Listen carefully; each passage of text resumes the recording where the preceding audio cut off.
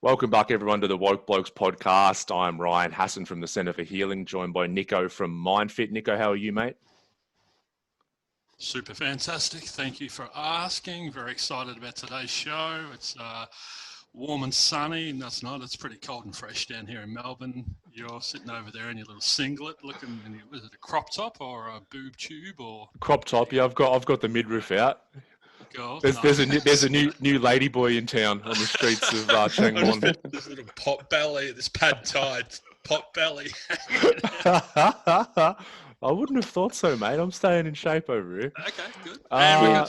Before you introduce me, I'll chime in and say I've seen the photos with the tops off. So you are pretty happy and content over there. Already my favourite guest. Mine too now. Mine too. That voice is the one of Shane Kelton.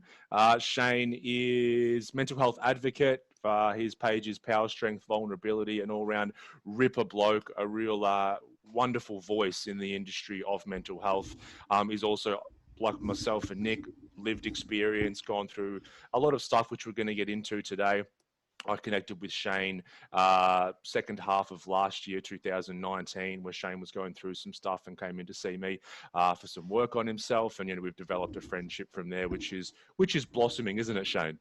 It is. It's very nice. It would be better if you stayed in the country for a little bit longer, but you seem to take off as soon as I finish my session. So yeah, he likes to hit it and quit it, Shane. Yeah. I figured that. So Shane's like, "You'll call me tomorrow, yeah?" I'm like, "Yeah," and then I fled the country. But no, I'm coming back. I'll be coming back. That's all right. No, you sound like Michael Jordan. I'll be back. Yeah. I haven't watched the doco, even though all my friends are talking about it. It's amazing. So Shano, tell us a little bit, maybe just a brief history of yourself and also your battles with mental health, and maybe where those started. So 31 now. My battle, they do date back. I always thought I dated back to probably the start of high school, but doing a lot of the work that I'm doing, I realised that they come from a lot further back. And then, but you maybe noticed them around that time.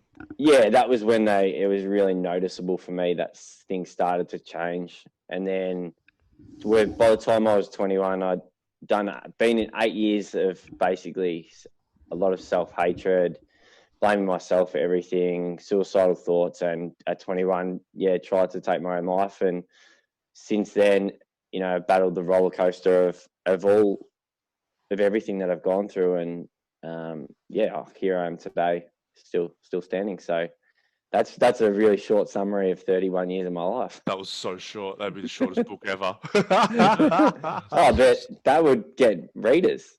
100%. Tell me what it was like being a teenager, going through these feelings of self-hatred. How did you cope with that? Where'd you grow up, firstly? Were you country or city or...?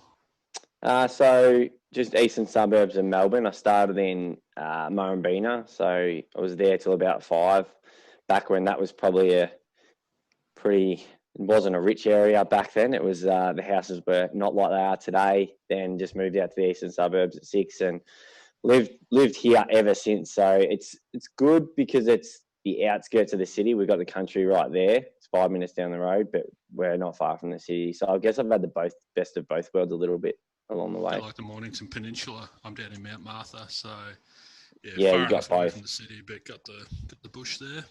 Yeah, that's actually where we're contemplating moving in the next couple of years. So come on down. Don't move down there, Nick. For God's sake. Come on now. And back to Ryan's question. What was it? Just when those teenage years, maybe leading up to 21, when you attempted suicide, like what was that like, having these feelings of self-hatred? How did you cope with that? Was that with were you isolating? Were you drinking? How were you dealing?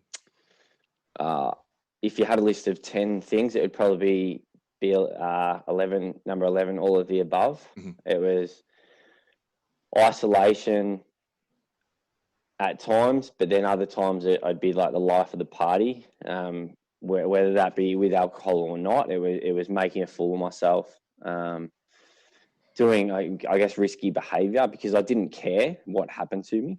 Then there was the other side to it where I'd put myself in positions where I felt a bit vulnerable, and I'd find I'd have to run away. So I ran away from my friends a lot whenever sort of things sort of didn't feel right. At school, there was a lot of fears around, and I know a lot of people have this. There's fear in putting my hand up to ask a question because I was going to be wrong. I was going to be then laughed at.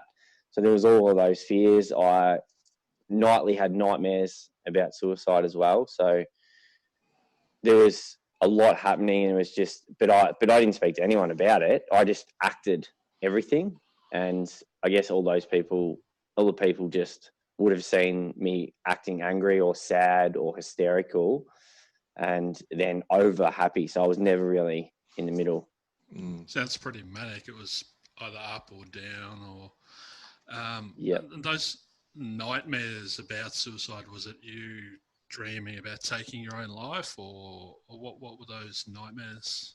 Yes, I remember them like I had one last night. There's something that I look at because it gives me a really good understanding of where my headspace was at and where a lot of this stuff, I guess, can come from. So it basically happened nightly through my teenage years where I'd try to take my own life and wouldn't succeed. And then it's really weird, but if you picture like an American movie where there's that grate in the middle of the road where people like jump down into the sewers, I'd pop up out of there, and then like all my friends and family, and it was really realistic in terms of the faces and the laughter of the people. It was them laughing and saying, you couldn't even do that right. So I wouldn't want to go to sleep at night. So this was another thing that was obviously holding me back. I wouldn't want to go to sleep. So I was getting to sleep at 2 o'clock, 3 o'clock, waking up at 8 o'clock with all these fears that I was going to be laughed at and picked on. So I didn't want to get out of bed. So it was like this reoccurring just you get shocking. no relief. You know, Yeah, it's like, I'm just trying to get to the end of the day to go to bed. Then you're like, oh, fuck, now I have to go to bed and sleep. Then in the morning, you're like, now I've got to face everything. So you just get no relief in that whole cycle. And you were bottling all that up. You weren't talking about it or sharing it or anything. No, it was all internal. I do remember early 13, 14, I spoke to a girl, one of my friends, on the phone. Every day I got home from school, I would call her if I was under my bed crying, and I'd call her and I'd be like, I want to take my life. This is how I want to do it. So she knew, but she was 13 and she didn't know about mental illness or mental health enough to speak to her. She would have been scared to tell a parent because I would have turned around and had a go at her. So I was letting it out a little bit, but then our friendship actually dissolved because one of her friends told her that I hated her.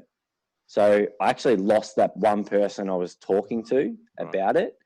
So things then, as I got older, I just thought, well, there's no point in talking about it. I'm just going to lose that person. What was your you're crying under the bed at home after school?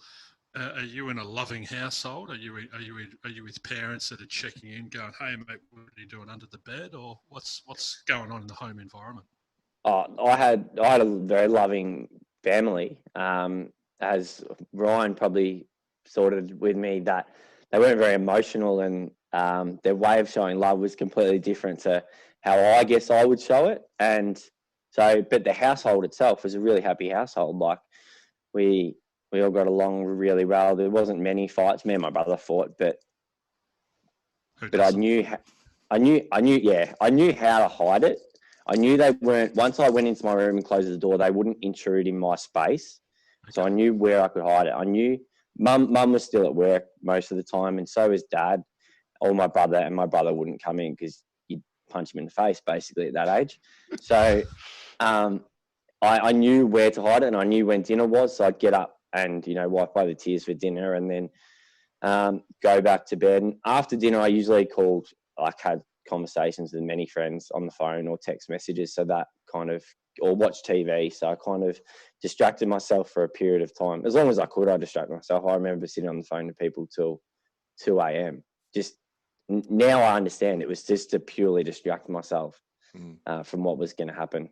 Yeah. So Nick, just a bit of background on Shane as well, in good company here, because, we did a full episode not too many ago around men being really empathetic and really sensitive. And so this is definitely the case for me and you, Nick, which we spoke about, but also Shane as well. So, very, very sensitive soul. And when we have these, emotions going on when we're younger and there isn't a proper outlet for it, not that that's anyone's fault, just there's no proper outlet and it's getting internalized, then we tend to have a lot of these thoughts around self-hatred, self-loathing, and a lot of the time suicide. I had a chat with someone the other day about, they said they love that I'm a sensitive soul, but they struggle, they feel they have to tiptoe around me. And I had to clarify with them that I'm two types of sensitive. I'm sensitive in I can detect the energy of other people around. I'm very tuned into my environment as an empath. I've got more mirror neurons, so I'm picking up a lot more information. But then I'm also sensitive from my army experience, and you know that Shane, you probably don't know, but I experienced sexualized violence back then. So I got jumped by a heap of dudes and stripped naked and zip tied, and it was that moment where I had to surrender because I was overpowered by 8 guys. That all of us, you know, that's what broke me. That's what closed my heart. And I'm reading Hass. I don't know if you've read Untethered Soul. Only about 7 times, but yeah. Good book. I can recommend it. I'm gonna write it down. Oh, it's amazing. And I'm reading about that, and you know, that's the moment where my heart closed, and so I had, you know, the valve closed, the energetic heart closed, and the valve closed, and so I'm explaining to this person that, you know, I've done a decade's worth of work on reopening, or not really reopening, but working through it. And so I still have some of those sensitivities. So are you in sort of both those camps? I'll just jump in quick before you jump in, Shane, because I would love you to elaborate on this, because you said something really important there, Nick. It's like people feel like they have to tiptoe around if we think they're sensitive, and for us sensitive people, and I know this is for you, Shane, like we hate that. We hate to think that someone is thinking they have to tiptoe around, because that's the last thing that we want. Is that right, Shane? Oh, absolutely. As you were describing that, I was just thinking, yep, that's exactly me. Like that actually makes me feel a lot worse when someone's tiptoeing around it. I'd rather them turn around to me and say, you're acting like a dickhead, or just whatever it might be. Just be honest with me, because I might react at the time, but I'm going to respect you for it. And I'm going to then have to, I then take responsibility of working through whatever happens. Whereas if they tiptoe around it, and then you build up this fear of trusting people, and all that's tiptoeing around just forces all of that to just close back up, because you just start fearing everything and losing that trust. So like 100%, I know, like, people have said to me, we're scared to say stuff to you, and that breaks me. I'm like, I'm open because I want you to be open back to me. Yep. But then there's the judgment in it as well. Like, you're sensitive. It's like a bad thing. It's like you're doing something wrong, and it's just your nature. But it's like with my army stuff, and both of you guys with your stuff. I didn't ask to get treated like that. I didn't ask to go through that experience, maybe in a karmic level or whatever. But I didn't ask in this life to experience what I did, and to be altered in that way. So 18 years down the track, someone says to me, you're sensitive. I'm like, fuck, well, I'm sorry, but it's not my fault. Yeah. 100%. And I think I actually got called sensitive last year on the footy field, and I flipped, and I didn't know why. I guess I hadn't done a lot of the work that I've done in the last few months, but something went off inside me, like, and I think it was I know now it was the fact that I knew I was sensitive, but I was hiding away from it. I wasn't allowing me to be me.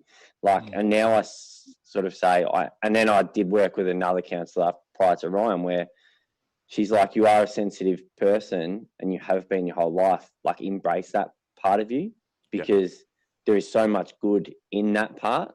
There is care, there's wanting to help others, there's all that. And by shutting it out, you lose sight of all of that. And then ever since that, like, my whole, I guess, knowledge around it's changed, but my whole look at it's changed as well. Like, I want to get it. I had a look at what a sensitive animal is, and the red fox is a sensitive animal. So I want to get that tattooed on me, so I can always look back and say, this is a good thing. This isn't something to be ashamed of. This isn't something to hide from. Like, whatever we've been through in our life, bad, good, ugly, indifferent.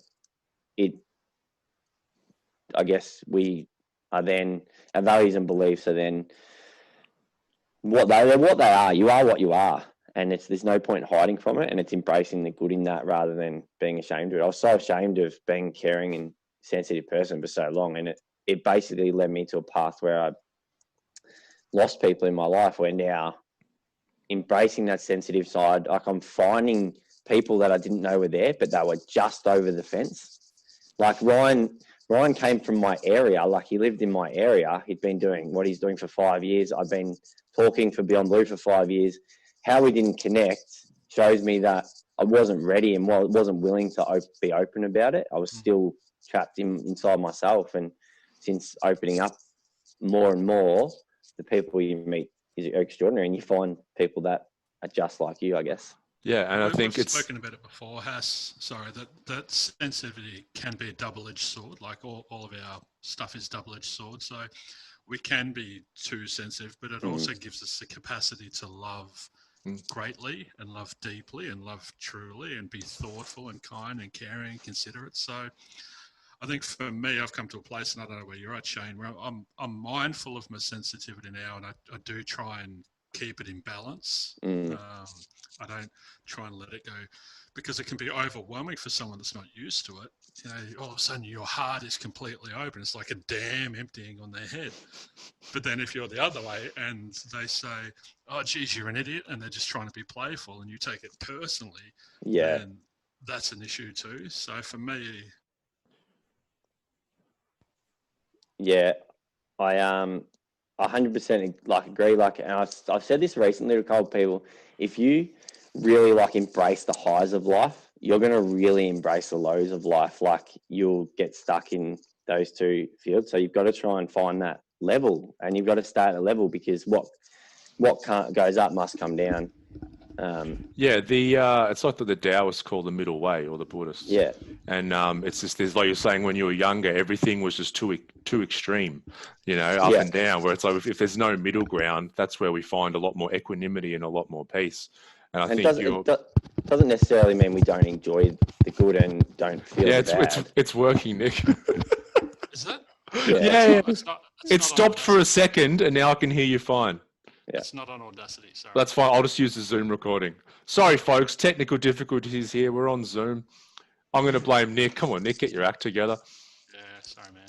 Yeah, so I'll use the Zoom because I can hear you fine. Shane, so what were you saying? Yeah, so by what we're saying, it doesn't mean you don't enjoy the good times and don't, understand the bad. But it's, if you fully just live on that high, it will come back crashing right down, and you'll find yourself right at the bottom. And that's, Ross Lyon, who's a coach of Fremantle, speaks, and I've heard a lot of the Fremantle and old St Kilda players, they talk about the equilibrium, and, one day you could have the perfect world, but tomorrow it could change. So, live in the moment more and don't sort of take it for granted, because things will change. And if you're in the worst possible position, something might change that as well. So 100%. And I think it's like you can only be in that moment. So let's say you are having something amazing is happening, and then you can enjoy that in the moment, but we get into trouble when we cling to that, because we all of a sudden we feel good. This is classic. I was a drug addict. I know this very well. You feel that high and you're like, I want more, or I want this to keep going, or I want it to get even higher. And it's just this, and that is getting out of the present moment. Even when the present moment you feel great, you're still trying to jump out and you want more of it, or to a greater degree. And it's always going to go away. Well, I know people who won't even enjoy the good times, because as soon as something goes good in their life, they're like, something's about to happen. Yeah. Something bad's about. I'm looking around each corner to find out what's going to fuck it up. I had it with love, because my dad always used to say to me growing up, stop being so bloody sensitive. That was his way, and he played for St Kilda, ironically.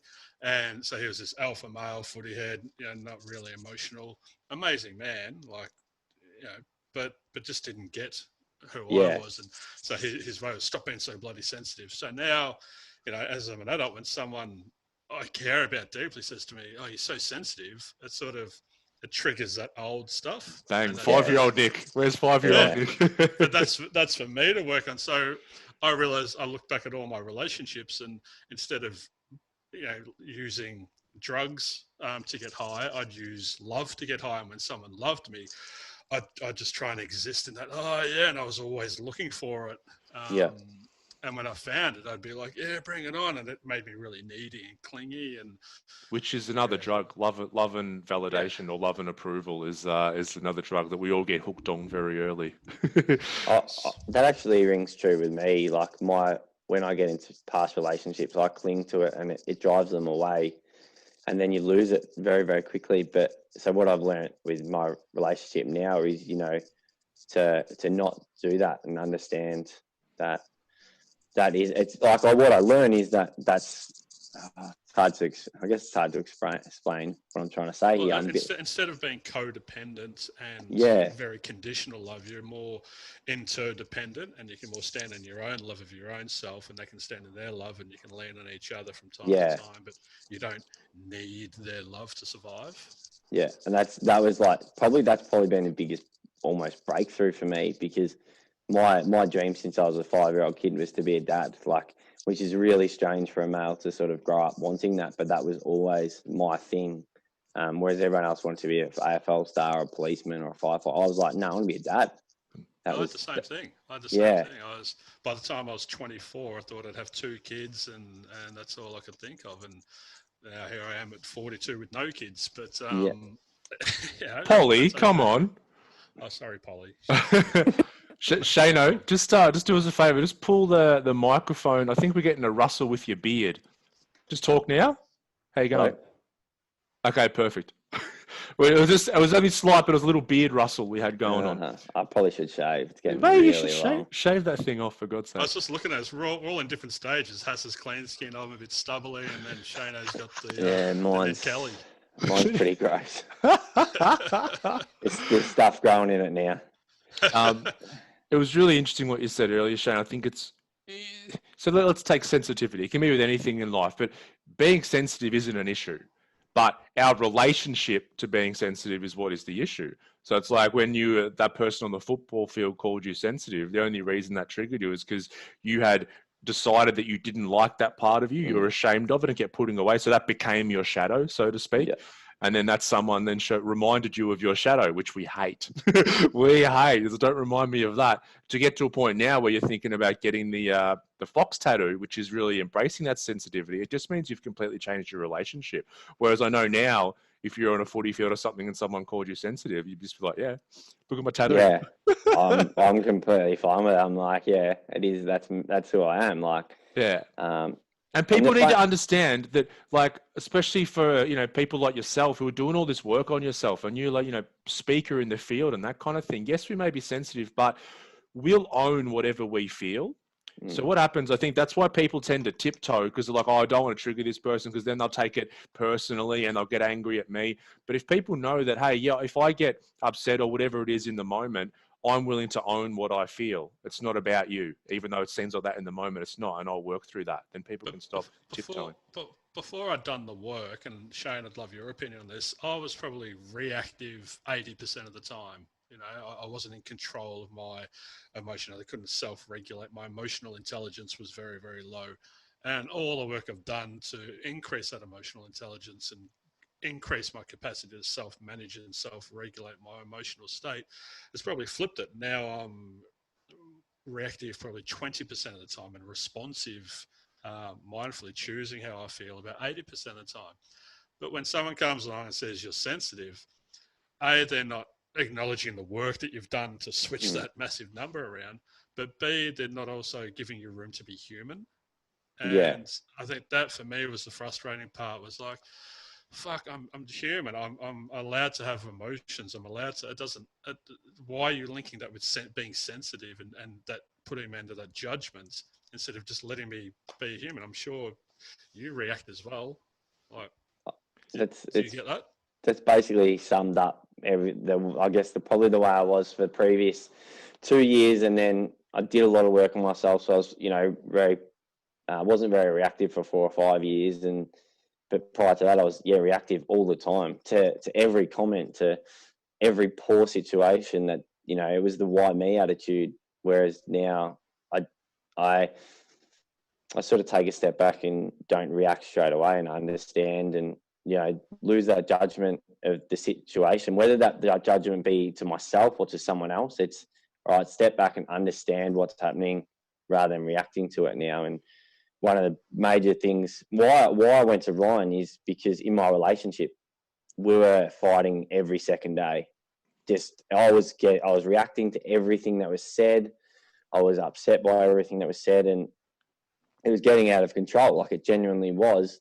So whereas now in 5 months or 6 months, I think I've had 2 like reactive moments like that, where I've actually probably in the moment not being able to pull myself back and understand, and I've sort of judged the situation. And so it does flip. A human moment. Yeah, a human moment. And that's, but when I guess when they happen not as regularly, it is a human moment. Like, it's but when it happens like all the time, that's when people look at it and can look at it and say, that's why like my fiance is great, but she doesn't understand a lot of this side of things. And I'm trying to like teach her and acknowledge her, because she comes from, like most of us, she comes from a like very judgmental way. And we all do it at times in our life. Like, that's not a derogatory term to her. It's just how we. Yeah. So I'm trying to sort of explain to her, a drug addict isn't taking drugs because like of this reason. It's because there's something else like linked back. And I'm not justifying whatever the person is doing, is saying it's right. It's never that. It's like, I'm just trying to come and understand why they might be there, rather than. That's the word, understanding. I think what we're really asking for is some compassion and empathy, and understand all of that. It creates that understanding and just some acceptance around it as well. But it's hard for those external to us to really understand what we're like, because they haven't gone through the same experience. So they're looking at it through a different filter, and their version of sensitive is very different to ours. We've been this sensitive, and now we're only human sensitive. They're looking at it going, oh, geez, you're sensitive. We're like, what? Should have seen me years ago. But they're also not owning their experience of that as well, because everyone's experienced sensitivity. Everyone's got a spot where you start talking about something, they'll get very, very sensitive. So if they truly understood and looked at their own experience there, they'd be able to understand someone who has a higher sensitivity a lot better. And the understanding you showed, you showed the Michael Singer book. He used to go every fortnight for years and years and years and speak at a prison. He'd do like just some spiritual teachings, life lessons, and that kind of thing. And all these really like maximum security prison, like hardened criminals would come and listen. And he had one. Where you went to. That was, mate, most hardcore. They couldn't contain me for long. That's how minimal they were. And he said he had one guy who was a very well-known serial killer. So like was serving many, many life sentences. But this guy would come along like every fortnight to his teachings and really participate and try and improve. And one day after the class, he stayed back, and Michael Singer just said, well, why do you come here? You got no hope of getting out or anything like that. And he said, you're the only one who understands me.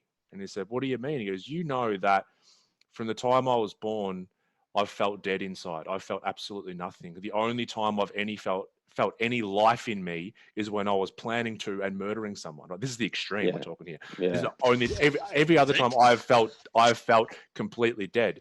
And you get that. Now, Michael Singer says, does that mean we stop arresting serial killers? No, we should definitely imprison people for killing people. But we need to at least understand what's going on here, because we're not going to be able to help in the future, whether it's people who are killing people or violent or drug addicts or whatever, or mental illness. We're not going to be able to make improvements unless we understand. If you just write someone off and say, well, they're evil, or they have a chemical imbalance, or they're just faulty, we don't go anywhere. Yeah, it's absolutely spot on. Like, I think I was listening to Dr. Gabor Mate about addiction being adaptation. It's just what that person's doing. It's bringing out an emotion, a feeling in them that makes them feel alive, as you say. It's not, and on a good spectrum, and I say good with like that because people will say it's good to have an addiction to shopping because it's safe, but then someone that goes out and is a serial killer is bad. It's like, but their traumas might be exactly the same, but their coping mechanisms and whatever through life and what life's taught them means they've got a different adaptation Now, yes, it's not ideal that we have serial killers, but I think we've got to start to understand that it all can be linked back. Well, it all is linked back to sort of events in our lives and how we then can teach and I guess nurture the next generations to come. So we don't have serial killers as frequently, or we don't have the people that spiral completely out of control and take their lives and stuff like that. So we're moving in the right direction along the way. I Yeah. see them all the time. Like I've obviously worked with so many drug addicts and also people who've come in who are workaholics, and they're just like, they neglect their family, they treat their wife like shit, their kids, they just work. Now the thing is, it's the same compulsion that drives the workaholic and the drug addict. Now it's just society's view that says, oh, the drug addict is a piece of shit, a junkie, all that kind of jazz. The workaholic, they get positive reinforcement. They get like, what a go-getter. Well, how much money did you make this year? Are you junior vice president yet? So it's all this positive reinforcement, but the compulsion is just exactly the same. It's just one person found that work has worked for them in distracting, one person finds drugs. Yeah, it's when you actually sit down with someone and explain it like that, actually you can, even if they pretend they don't understand it, you can see their mind start to tick, and they're like, oh yeah, that makes sense. Like, so the more the conversation happens, I think the more it's probably not going to be in our lifetime, but I think in plenty of years to come, there'll be much more natural understanding, and hopefully that will bring everyone more to an equal level. And I think the most important thing, I know there's people out there now doing it. They're going into the jails and they're helping rehabilitate these people. And by doing that, they're going to be learning more about the childhoods and what they see. Because there was a other podcast I listened to, I can't remember who it was, but it was a guy that went to jail when he was 19 and for bank robberies. But so he grew up in, and all he knew was robbery. That's what he grew up around. So that's what he thought was technically right. Now, he even said he has morals because he only did banks. He didn't do houses. Yeah.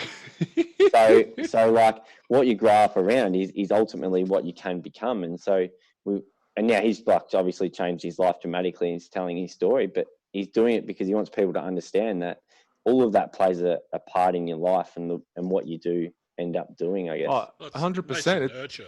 It is. It's like if we walk down the slums of India right now, we would see people cooking and eating dog flesh, and it would repulse us because we love dogs heaps. If those Indian people came out here and saw us eating beef, they would think the exact same thing about us, that we're savages. We've just decided that the dog is sacred. They have decided that the cow is sacred. And so it's just this cultural upbringing. Like 9/11. 9/11 was a fucking tragedy for most of the world. There's a small part of the world that thought it was a huge success, right? Depending on where you were grown up and what beliefs you were indoctrinated with. When we all understand that we're just programmed by our environment, it's all of this stuff gets silly. It gets silly to hold on to these beliefs. Like that's all they are. Beliefs start wars, for God's sake. And they're so flimsy, most of them don't make any sense. So Shane, I think this leads on to, I'd like to know, let people know where you were at last year.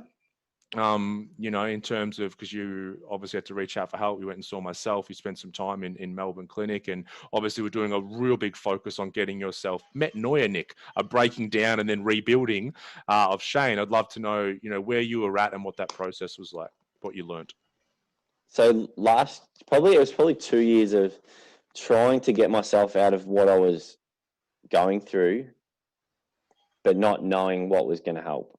And I honestly tried everything. And when I say everything, there was drinking, there was alcohol, there was trying to go back to full work, there was going back to part-time work, there was making new friends, there was, Alicia. I broke up with Alicia once through that period of time because I thought that would change my life. I did everything in my power over a 2-year period, and I did everything but actually look at what the real problems were. So Can I just ask you something? Yeah. In that moment, I think we've spoken about this. It's funny when you do the work and you come out of that metanoia, the breakdown and that rebuild, and when you're this new version, you look around and nothing's changed. Your past is still the past. Your house is still the house, and nothing's changed. But you have changed, and your perception has changed. Is that what you experienced? Yeah, I was basically trying to change the external the whole time. Yeah. It wasn't because I didn't want to change the internal. It was I just thought that would trigger a better internal for me. And yeah, it got to November last year, and I sat down with my auntie. I was in a really bad spot.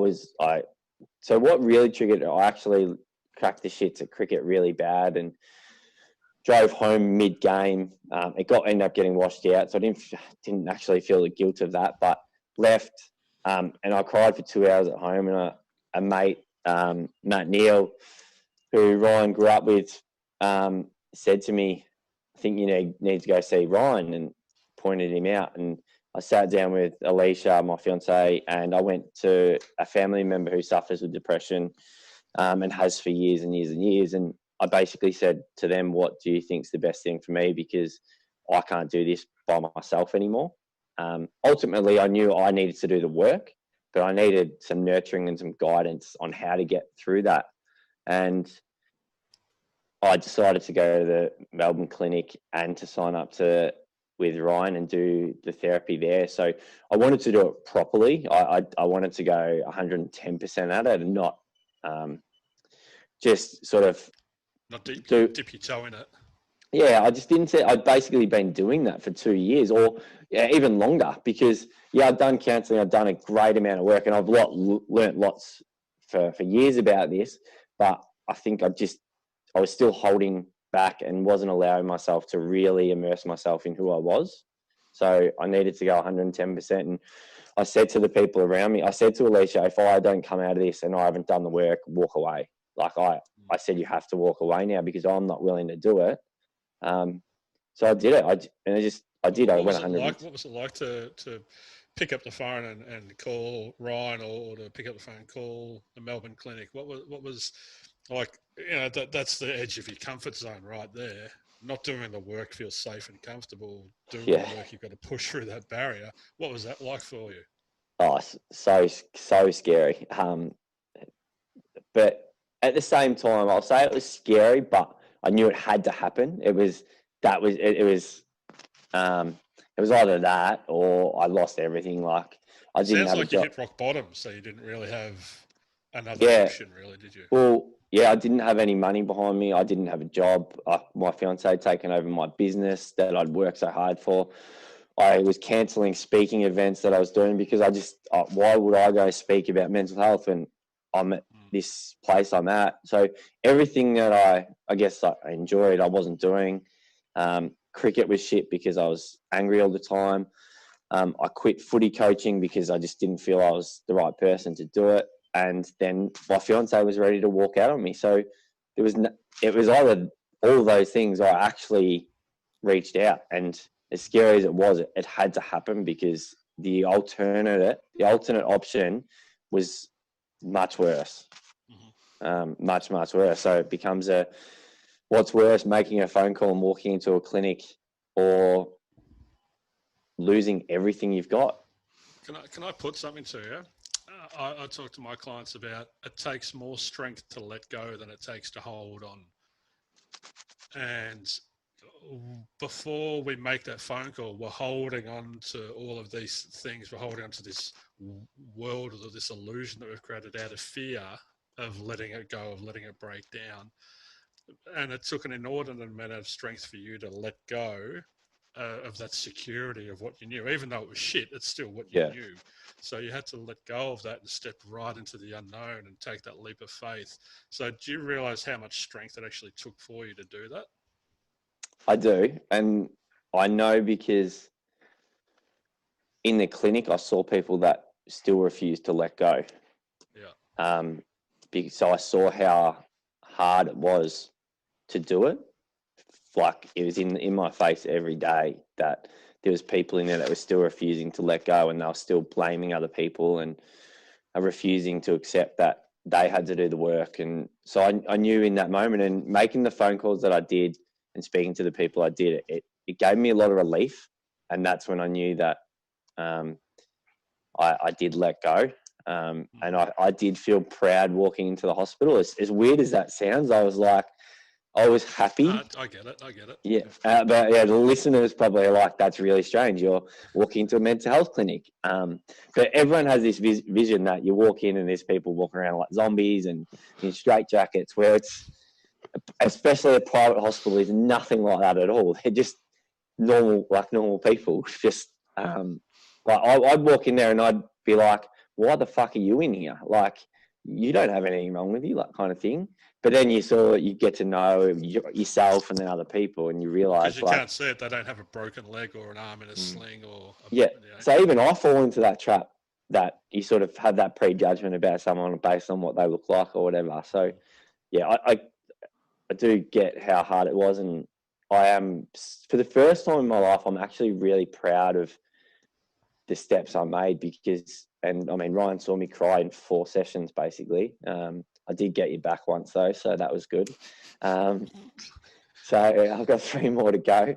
But like it's amazing once you start letting go, and you do. Like I haven't felt proud of myself ever, and that's that. I've never been able to say, never ever have I ever said I'm proud of myself before, like 7 months ago. Never. That's amazing, and so.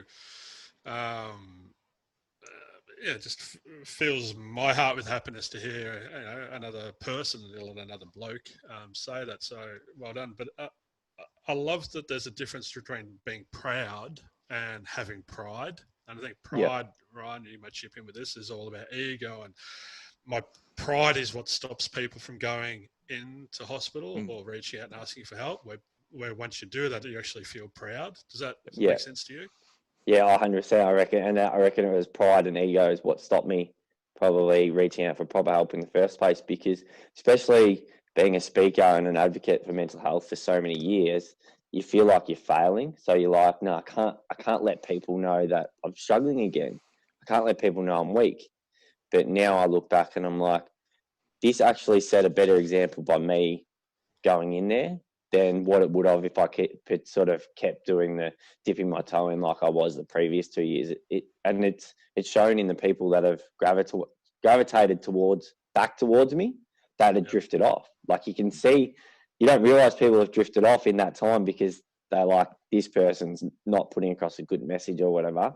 Now they're just like flowing back in and they're like, what you've done is amazing, but I don't like put myself up on a pedestal because realistically, we all should be doing this work on ourselves. So it's not something that I go, I'm a hero because we're not special or we're not amazing, are we?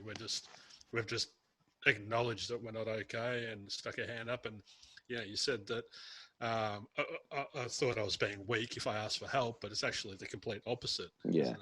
If you want to use that word, weak. And that was the funny thing that I even through that 2 years time, I told people to reach out because it is a strong thing to do, but I wasn't doing it myself. Got to practice what you teach. Yeah. And that I did realize that last year that I needed to actually do what I was telling people to do as well. But I also I stopped telling people to do it because I knew I wasn't doing it as well. So I listened to my own advice for a couple of weeks and it dramatically changed. And you had good advice. You were like, hey, this guy knows what he's talking about. Turns out I do. I'm actually smart enough I was. So, and then, I honestly walking through those doors at the clinic and then even just going to see Ryan for that initial meeting, which there was no certainty around it. It was 2 of the best experiences of my life. But in saying that, at the time, it was probably the 2 scariest experiences of my life. But you look back and you're like, fuck, that was good. Yeah. Everything. I've got the MindFit motto is discomfort precedes success. Yeah. I talk to clients about how everything we want is on the other side of that fear. And that's where we've got to reach in and get that internal strength to let go of, the handrail and actually take that leap of faith. And I don't think everyone's capable of doing it, whether it's I don't know. It's just, you see some people will just white knuckle it through their whole entire lives because they're so afraid of changing or breaking down or the ego's too involved or whatever the case may be. But it's always a beautiful moment to see to watch someone just go like this and you're like, oh, right, now we've got you. We're gonna take you somewhere. Well, I'm just picturing, as you're describing it, I'm picturing, and probably what a lot of people can probably relate that back to is when a kid's on a bike and you're taking the training wheels off and you're holding the kid. And when you let go, it's like, it's that same feeling that, wow, I'm doing this on my own, by myself. I'm working. You've had this guidance and this nurturing person, but now you're riding by yourself. And, you know, if a kid just fell off the bike and that, then they're not going to sort of progress. Like where if we let go of what we're feeling, we keep riding.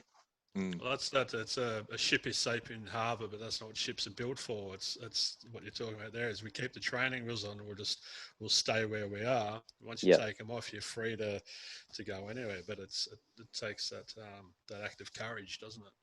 It does, and I think, you know, all three of us here, like me and you, Nick, I'm sure, you know, people don't want to reach help in general, but if you're seen as a advocate or a speaker or a therapist or that kind of thing, it's like, yeah, you want to put yourself up on a pedestal, and a lot of people in that situation don't reach out for help when they should. And I know, Nick, you and me, you know, like we're therapists, but God, we reach out all the time for help, because like shit I comes gotta up. say, my dude, all the time. Yeah, and me too. Whenever something comes up, so I've got to do the work and work on that. You know, we don't get to a point where we're like, all right, I'm finished. Finished. Oh, it's ongoing. Like life is gonna. We look at life. I look at this and I go, one bad thing is one lesson will be learned every year in your life. Like one major thing will happen, whether it be you have to move house, someone dies in your life, a global pandemic, someone gets sick in your life. Drought. Yeah, something's going to happen. Life's going to keep happening. Yeah. So you've just got to keep doing the work. It does, because something might affect you more than it might affect someone else. So it's continually doing the work. And like, I know now, like I'll still keep getting my therapy sessions. I'll keep doing my breath work. And that's my number one priority, is to do all those things. Otherwise I'm going to sort of slip back, and it's a lifestyle. Well, so I introduced my business as called MindFit, because it's all about getting people mentally fitter and stronger and healthier. And so, you know, as we alluded to before, you walked into the Melbourne clinic and you thought, what the hell are you doing here? You couldn't see that their mental health was out of shape. You couldn't see that mentally they were 100 kilos overweight or whatever the case may be. Yeah. So I talk to my clients about, you know, they come and do a 12-week or a 12-month program with me. And that's just sort of getting them back in shape. And you don't just turn up to a gym and work with a PT and go, right, I'm back in shape, and then go back and sit on the couch and eat KFC and binge on Netflix. You've got to keep going and keep exercising. And it's, as Has said, you have to incorporate it into your lifestyle and look after. I think the big thing we're all trying to help people understand is that we have this overall well-being. You have mental health and physical health, and if you neglect one, you can't expect your well-being to be okay. And yeah, it's easier to stay fit than get fit. It's like, that's what a lot of footy players will say, you know, coming back from pre-season and that kind of thing. Like, it's, I mean, when we're mentally unwell, it's going to take, like you did, Shane, you did this, it was immersion. You know, it's like you went to the clinic, you were coming to the Centre for Healing, you were doing all this work on yourself, doing your breath work. And it's like that inertia started getting things really moving in the right direction and getting you a lot more mentally and emotionally fit. And now it's a process of just staying mentally and emotionally fit, because we know if we don't, then we start to get out of shape. I had to go and do 12 months worth of work. You know, it was once, Shane, my rock bottom was I couldn't leave my house. Agoraphobia was so bad, I literally couldn't open a door. My mind created a barrier, and I was like, this doesn't make sense. It was that irrational that a 30-year-old man couldn't open a door. So it created this epiphany. I'm like, if my mind is capable of this on this end of the spectrum, and I've neglected it for so long, what's it capable of on the other end of the spectrum? So that created a gap, and I shot out, and it turned up. I'm like, geez, I'm out of shape, and I had to do a 12-month bloody rebuild. Well, that's the way I look at it. Like, if you know, and you're at that end of the scale, I guess, it just shows you what you're actually capable of at the other side. I always tell people that. I'm like, think about like what you're doing now in your life. Imagine what you could do on the opposite end, and that it's hard to see when you're that low, but when you're in it, but you just and then you just break it down into, well, if for you, like obviously the amount of work you did, one of the first things would be to actually just get to the other side of the door, and it might mean you turn around and run back inside, but that's one step of the thousands and thousands of mini steps that are along the journey. And when you explain it to someone like that, it's like, we just want to get you to the door, and this is how we're going to work through this process.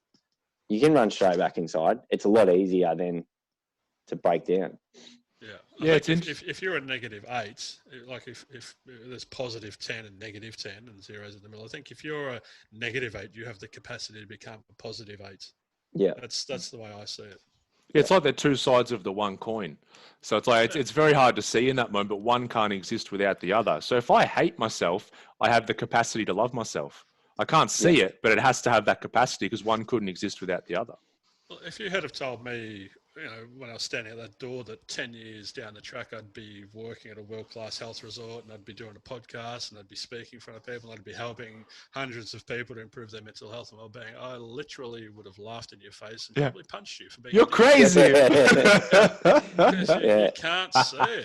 Because you're so the crazy one, not me. Get out of town.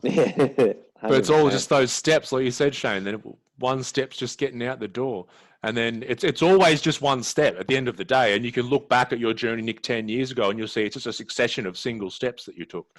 It's just eat the elephant one bite at a time. It's because I think being overwhelmed stops so many people. And, it's too hard. I've got too much work to do. It's too this, and we create this really big too hard basket. But if you can get rid of your too hard basket and just, journey of 1,000 miles begins with a single step sort of thing, as we're talking about. If you can just go, right, well, where do I go from here? It's like in business. If you want to create a partnership with a huge company, you don't go ring it up and go, hey, this is me, let's create a partnership. It's just it's unrealistic. I'll hang up. Exactly. You got to go, g'day, do you want to, this is me. Are you open? Are you interested? Okay, cool. Let's go and have a coffee. Okay. Sounds like your dating technique as well, Nick. Well, it should be any technique. It's just baby steps. You can compare it to anything in life. Like, teams don't win premierships, or CEOs don't become CEOs by just turning up on grand final day or turning up in an office. Like, they work their way to get in that position. Our minds and our bodies are exactly the same. We need to take those steps. And I think what we see, and especially with social media, is we see a start and a finish, and we don't see the work that's done in between. Yep. And we then process that as that must have been easy. And but it creates this, I want a quick fix mentality. I just want it to happen like that for me. Or look how easy it is for them when it's not. And when you explain to people, people look at me, I tell them my story, and then they say, oh, cool, I want to do that. I'm like, it was 12 months. Like, what? I'm like, 12 months. Every week, going in, every week, breaking down, every week, feeling more uncomfortable, feeling challenged. So there's not just a pill I can take? Come on. I'm like, pat my pockets, I'm all out of magic wands. Sorry. Yeah. I was just imagining, Shane, someone like a team rocking up on grand final day saying, all right, we're ready to win the premiership. Yeah. It's like, you're not even in the grand final. You played like shit all year. Oh, 100%. Right. We win a certain amount of games. Oh, right. Okay. Yeah. I think a lot of people struggle with overwhelm, like even what we were talking before, how when we're quite mentally out of shape, there's a bit of work to be done to break that inertia and get us moving in the right direction. But even if someone is listening and thinks, oh, there's so much shit that I need to deal with and so much, like all of that stuff that does need to be dealt with is just dealt with one step at a time. It's just always one step. You just, like you said, Nick, just take that next bite and move on. But take it back to what we were saying earlier. We're not special. We're not unique. We're not amazing. We're not up on a pedestal. Or I just say to, when I'm speaking, I'm not special. I'm just a bloke who's been through some shit and come out the other side. So I know what to do, but more importantly, I know what not to do. And that's all I've just been more exposed and more conditioned and more experienced. I'm not better or worse than someone else who's still struggling. And that's kind of the path, isn't it? Teaching people what not to do as opposed to what exactly to do. Oh, yes. Yeah. I love that, because last year I got a comment.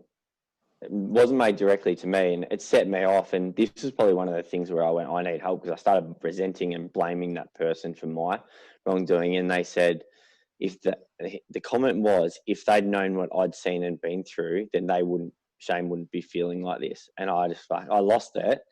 But it was that comparison. It's like, everyone has shit that goes on, and comparing doesn't help anyone.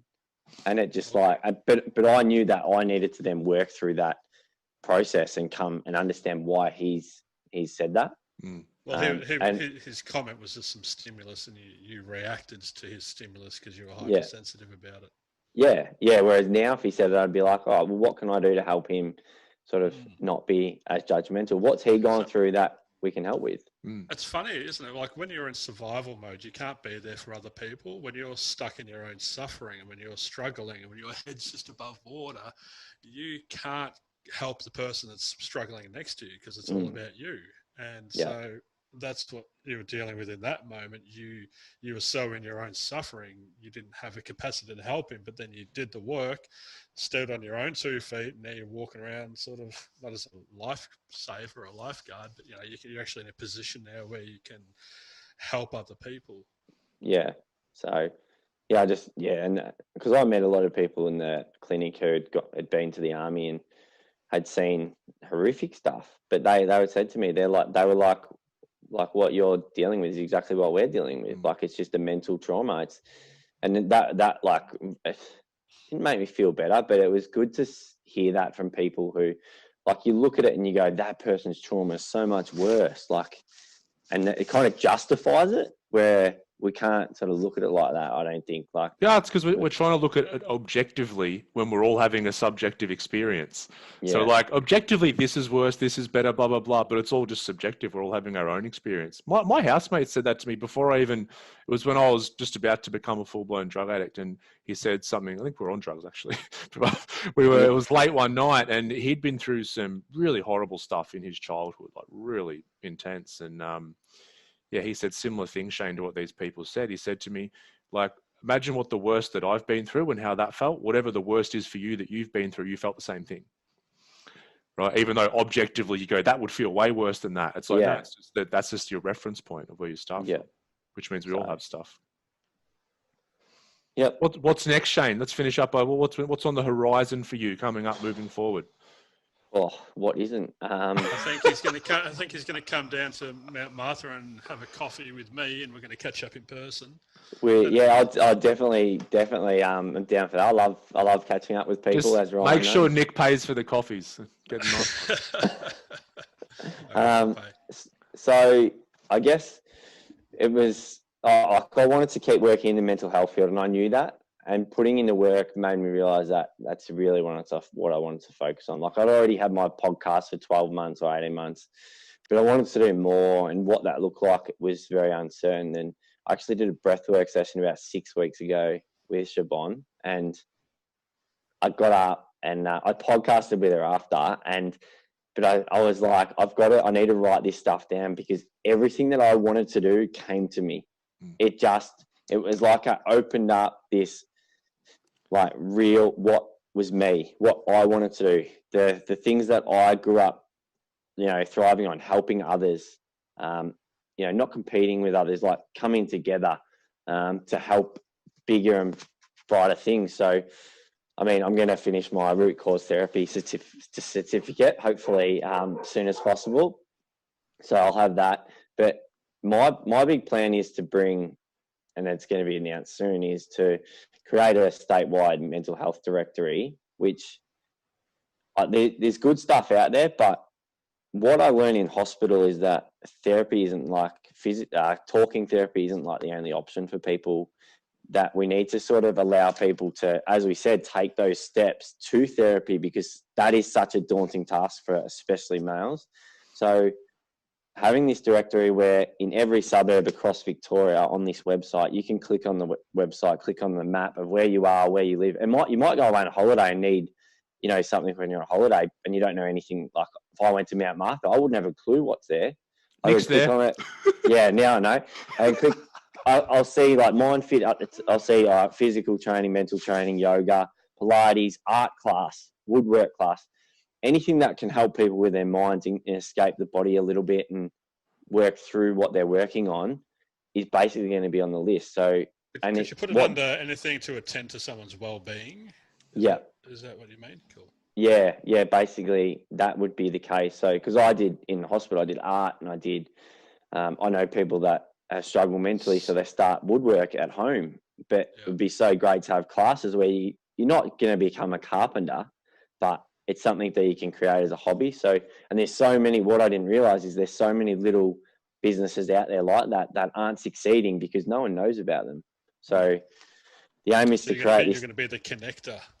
That's the aim, is to be that connector for businesses, for organizations, because I've been talking about mental health for 10 years and I'd never heard of Nick before, personally. I'd never heard of many organizations that are doing mountains of work, and I'm in it. So imagine the people that are in their darkest days trying to find these people or these businesses or organizations. It's extremely difficult. Like, you can go on Google and it might be on like the third or fourth page. If you're extremely depressed, you're not going to go past the first 3 lines. Like, you'll switch off. So you'll just go, oh, well, it's too hard. So the aim is to make it as easy as possible. So they click on it, see a list of 20 things and go, I like this, this, this, and this.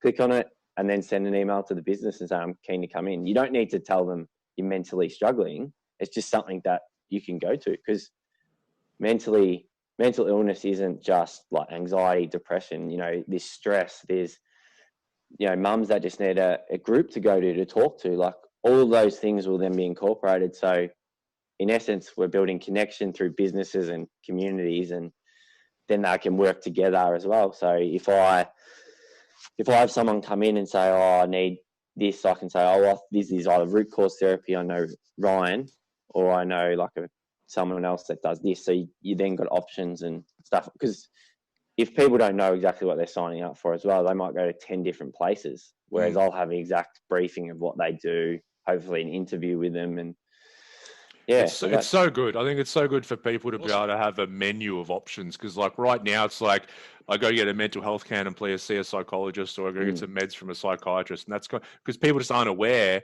that they can go and do breath work, or they can go and do this or something, and also it'll meet them where they're at. You don't need a GP referral either. You don't need to go to a doctor first. And yeah, 100%. But it's so easy to say to someone, and it's right. You should basically say, go to a GP and get the mental health plan. But I think if we can create a website where all these business and organizations are all on the one playing field in terms of they all want to help, they all actually care about people, then it's going to increase, their revenue, their people in their business, the success stories, which is just a flow and effect of goodness for everyone, really. And that's like, I would love, and this is my honest, and I mean this wholeheartedly, I would love in 10 years' time for my website and business to be wiped, because these businesses are like so successful, and people just, the 6.9 million people in Victoria are just looking after themselves. I'd love to just wipe my hands with it, but realistically that's not going to happen. But that I wouldn't care if someone turned around and say, well, you're doing this for yourself. No, I'm not. Like, it's going to help me because I love helping people. But if in 10 years' time someone said to me, you can't make a living out of this anymore because everyone's doing such great work, I'd be like, fine, I'll get back on the tools. Like, I've done my job. Like, it would be extraordinary. Yeah, like it would be. If I could make enough in the meantime with all the stuff that I'll do in there, then so that'd be even better. But if the people that know me know I'm not fussed by money, I never have been. I do have a poor relationship with money, as Ryan and Mel have found out, but which is improving. But money doesn't make me happy, and it never will. It gives me opportunities, and it will over the next few years. But it's I probably get into trouble a little bit with my nature to give it away too often. So you can't help those that need help if you're in the gutter with them. So I understand now that, which is good. So I've got the right people around me to make sure I don't go a bit silly with that. So that sounds awesome, mate. I'd love to be a part of it, and anything I can do to help, feel free to come down and have a coffee, and we'll catch up. And I love catching up on coffees. I did love hugs, but now COVID doesn't allow hugging. So I think we'll sneak. I got tested the other day, and I'm free, so we can. Beautiful. Hug till your heart's content, Nico. I'm a hugger. Beautiful, Shane. Thanks so much for coming on, mate. Where can people get in touch if they want to reach out? So just power, strength, and vulnerability. Type that in on the internet. The website will come up. It's still being developed, or Facebook page as well. And Awesome. it's all kind of linked in together these days. It's not hard. Yeah, no, I love it, mate. And just from my point of view, it's been an absolute pleasure watching you the last however long it's been, 6-8 months, that kind of thing. A real metanoia, that breaking down and rebuilding has been an absolute pleasure to watch, and just seeing the purpose and the path that you're on now is beautiful, mate. Thank you. Yeah, thanks for being so open and sharing, mate. I hope some of the listeners really take something of value away from today, which I'm 99% certain they will if they've got their head screwed on. Yeah. So thanks for doing the work on yourself and putting you in a position where you can then help others. Yeah, that's an inspiration, and yeah, look forward to catching up in person. Thanks, mate. Thank you, Awesome. guys. Thank you, everyone, for tuning in. We'll see you all next week. Peace out. Peace.